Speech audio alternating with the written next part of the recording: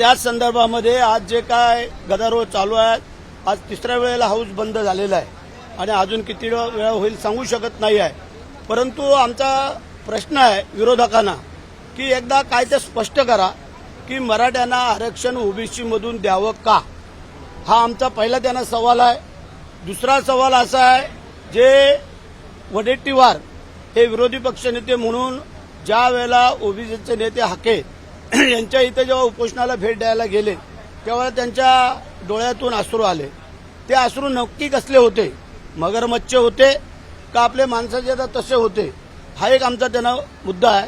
ह्या सगळ्या गोष्टीचा जर विचार केला तर आपल्याला सगळ्यांना कल्पना आहे की आम्हाला आता संशय हा लागलेला विरोधकांवरती, हे चढवाचढवी करतायत असं आम्हाला वाटायला. त्याचं कारण की ज्या वेळेला मागच्या वेळेला मराठ्यांचे 57 मूक मोर्चे निघाले, त्या मूक मोर्चाच्या वेळेला उद्धव साहेबांनी स्वतः म्हटले की हा मूक मोर्चा आहे का मुका मोर्चा आहे, आणि त्यांनी कार्टून छापलं होतं, सामनाला कार्टून आलं होतं. त्यावेळेला मुका घ्या त्या टाईपचं हा मूक मोर्चा अशा पद्धतीने टिंगलटावळी केली होती.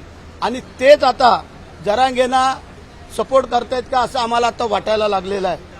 म्हणजे तुम्हाला कल्पना असणं गरजेचं आहे की शरद पवारांसारखे दिग्गज नेते ह्या राज्याचे मुख्यमंत्री असताना त्यांच्या हातामध्ये काही गोष्टी होत्या, परंतु ते करू शकले नाहीत. आणि आता जे काय पाठीमागून चढवाचढवी करतायत हे सगळ्या दुनियेला महाराष्ट्राने पाहिलेलं आहे. आणि म्हणून करता कालची जी काय सर्वपक्षीय मिटिंग आयोजित करण्यात आलेली होती सह्याद्रीला, त्या सह्याद्रीच्या मिटिंगला हे लोक का आले नाहीत. पहिलं त्यांनी सांगितलं की आपण सर्वपक्षीय मिटिंग घेऊन आपण त्याचा विचारविनिमय करूया, परंतु ज्या अर्थी ते लोक आले नाहीत आता असं आम्हाला वाटायला लागलेलं आहे की ह्याच्या पाठीमागे ह्या अदृश्य शक्ती उभ्या आहेत आणि ह्या दोन समाजामध्ये कशी भांडणं लागली जातील आणि त्याच्यावरती आम्ही कशी पोळी भाजू, हा त्यांचा मनसुबा आहे. पण तो मनसुबा आम्ही पुरा करू देऊ शकत नाही आहे. म्हणूनच आज सभागृहामध्ये जे काय रणकंदन चालू आहे की जेणेकरून विरोधकांनी त्याचं उत्तर द्यावं की नेमके तुम्ही काल का त्या मिटिंगला येऊ शकले नाहीत. आज प्रकाश आंबेडकरांसारखे इतर काय मान्यवर लोक महाराष्ट्राच्या कानाकोपऱ्यातून आले होते आणि ह्यांना इथून तिथं यायला सह्याद्रीला काय लांब होतं का. म्हणजे त्याचा अर्थ असा आहे की हे दोन समाजामध्ये कशा झुंज लागतील आणि त्याची पोळी भाजून घेऊ, हा एकच उपाय त्यांच्याकडे आता राहिलेला आहे असं आम्हाला वाटायला लागलेलं आहे. म्हणून विरोधकांनी स्पष्ट करावं की हे आरक्षण ओबीसीतून द्यावं मराठ्यांना का कसं करावं याचा खुलासा तर करा.